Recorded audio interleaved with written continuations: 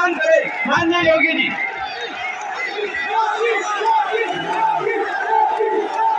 भारत माता की, भारत माता की, भारत माता की, भारत माता की। तीर्थराज पुष्कर की, तीर्थराज पुष्कर की, सृष्टि के रचयिता भगवान ब्रह्मा जी की, लोकप्रिय विधायक और तीर्थराज पुष्कर से भारतीय जनता पार्टी के प्रत्याशी श्री सुरेश सिंह रावत जी, चेयरमैन पुष्कर श्री स्वरूप ब्रह्मऋषि जी और तीर्थराज पुष्कर में भारी संख्या में उपस्थित सभी उपस्थित माताएं, बहनें, नौजवान साथियों, सम्मानित बुजुर्गों, भाइयों बहनों,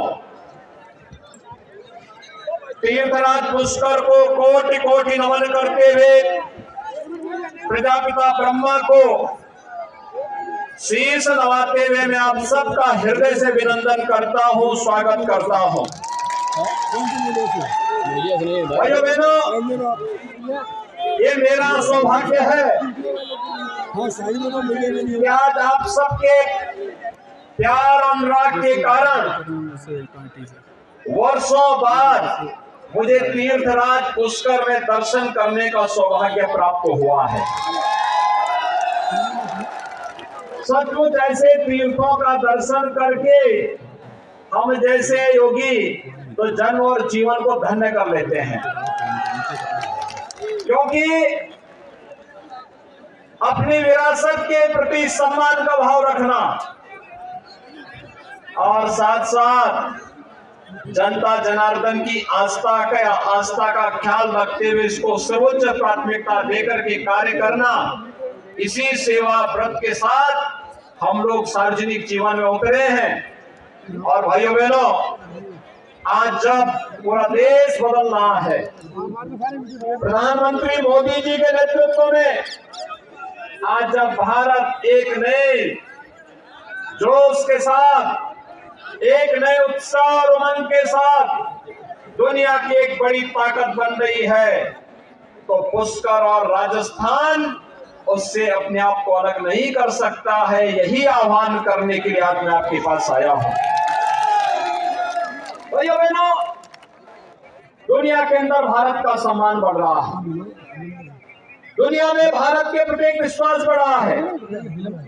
प्रधानमंत्री मोदी जी के यशस्वी नेतृत्व में दुनिया आज कार्य करने के लिए उत्सुक है और भारत भी विकास के नित नए प्रतिमान स्थापित कर रहा है, चाहे वह अपने विरासत के सम्मान का हो, विकास की बड़ी बड़ी परियोजनाओं का हो, लोक कल्याणकारी कार्यक्रम को आगे बढ़ाने का हो, या फिर आस्था के सम्मान का हो। आज तेजी के साथ देश के अंदर हो रहा है। भाइयों बहनों, इतिहास केवल पढ़ने के लिए नहीं होता है, उसको अनुकरण किया जाता है। अनुकरण इस बात को लेकर के इतिहास हमें दिखाता है कि कहां पे गलती हुई और इस गलती का परिमार्जन हमें कैसे करना है।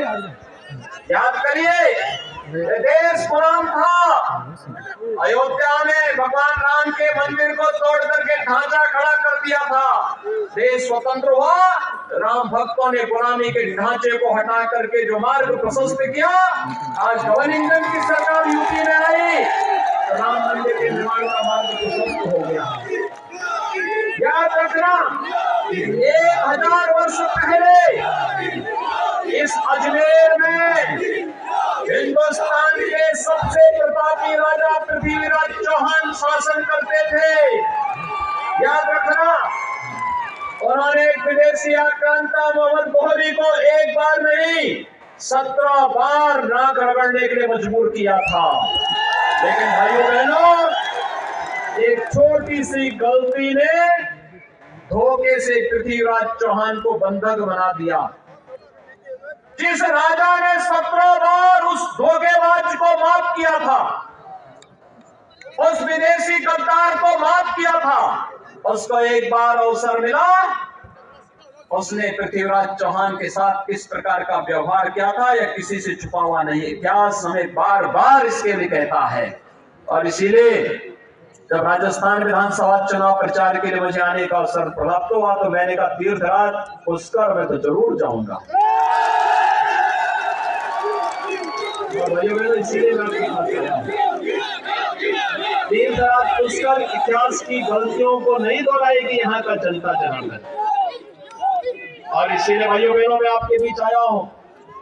याद रखना, मोदी जी के शासन काल में विकास के कार्य भी हो रहे हैं, आस्था का सम्मान भी हो रहा है और गरीब कल्याणकारी योजनाओं को प्रभावी ढंग से भी लागू किया जा रहा है।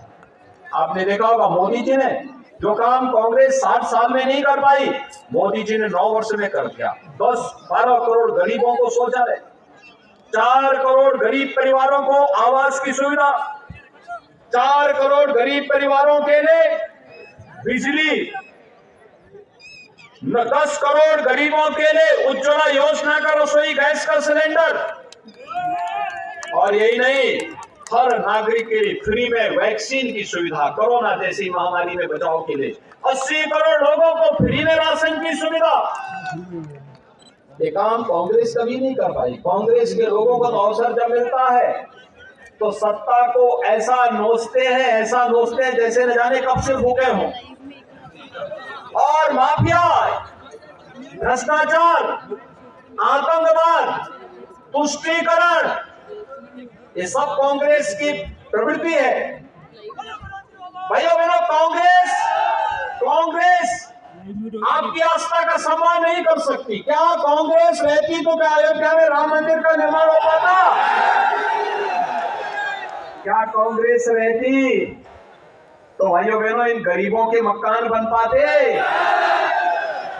कांग्रेस रहती तो क्या यहाँ पर जो पवित्र सरोवर का पुनरुद्धार का कार्य वसुंधरा राजे जी की भारतीय जनता पार्टी सरकार के समय पूरा हुआ था, क्या वह कार्य कांग्रेस कर पाती? इनको तो अवसर बार बार मिला था, वे नहीं कर पाए। बीजेपी को अवसर मिला, बीजेपी ने करके दिखा दिया। और इसलिए भाइयों बहनों, विकास और समृद्धि भारतीय जनता पार्टी लाएगी, आस्था का सम्मान बीजेपी करेगी, आतंकवाद को नेस्तनाबूद भारतीय जनता पार्टी करेगी, पुष्टीकरण की नीति को भी भारतीय जनता पार्टी ने समाप्त किया। आप याद करिए, अगर बीजेपी होती तो क्या कन्हैया लाल की निर्मम हत्या होती? क्या गलाबेन की हत्या होती? क्या आप देख रहे होंगे यहाँ माफिया पनप रहे हैं, यूपी में माफिया की छाती में बुलडोजर चढ़ रहे हैं, देख रहे हैं ना। यूपी तो बदनाम था ना, उत्तर प्रदेश की आबादी 25 करोड़ की है, बड़े बड़े माफिया थे, अजगर जैसे माफिया थे, लेकिन आज सब गायब हो गए, एकदम गायब हो गए। आज वहां बहन बेटियों की सुरक्षा में कोई सेंध नहीं लगा सकता, किसी गरीब की संपत्ति को कोई हड़प नहीं सकता, किसी व्यापारी को कोई उनसे फिरौती नहीं मांग सकता। और भाइयों बहनों, राह चलते हुए किसी राहगीर पर किसी भी प्रकार का कोई संकट नहीं आ सकता। उत्तर प्रदेश में तो डबल इंजन की भाजपा की सरकार है तो राम राज्य आ गया, राम राज्य आ गया भाइयों बहनों। और राजस्थान तो हमारी भक्ति और शक्ति की केंद्र भूमि है। मध्यकाल में देश जब गुलामी के आगोश में था, राजस्थान लड़ता रहा। और भाइयों बहनों, मैं फिर आपके पास आया हूं आपसे कहने के लिए, लोग कहते थे ना, कांग्रेस के लोगों को संदेह था कि अयोध्या में राम मंदिर नहीं बन पाएगा, इसीलिए कांग्रेस ने अपने शासन काल में जब केंद्र में सरकार थी तो क्या कहती थी राम और कृष्ण हुए ही नहीं। देखो, इससे बड़ी गाली हमें और क्या हो सकती है। हमारे आराध्य देवों के अस्तित्व पर इन्होंने प्रश्न खड़ा करके सत्य सनातन हिंदू धर्म को ही अपमानित किया है। भाइयों बहनों, मैं आज आपसे कहने के लिए आया हूँ, हेलो, हमने तब भी कहा था राम लला हम आएंगे, मंदिर वहीं बना। हमारे पूज्य संतों ने तब भी आह्वान किया था, रामलला हम आएंगे, एक गुलामी का ढांचा जरूर हटाएंगे।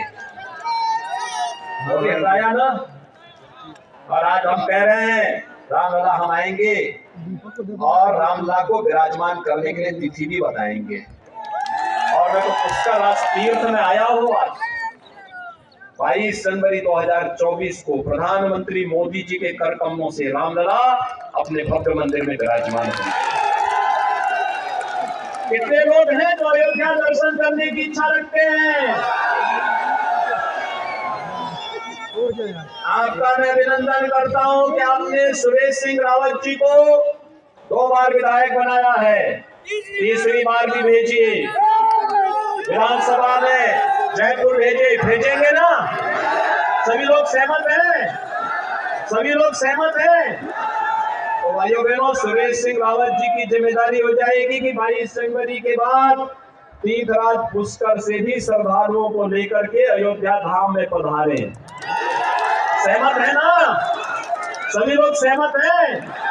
भारी बहुमत से राम राज्य लाने की तैयारी है ना?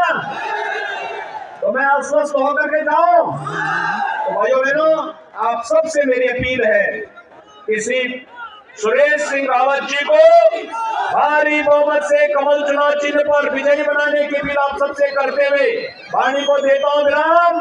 जय जय श्री राम, जय जय श्री राम।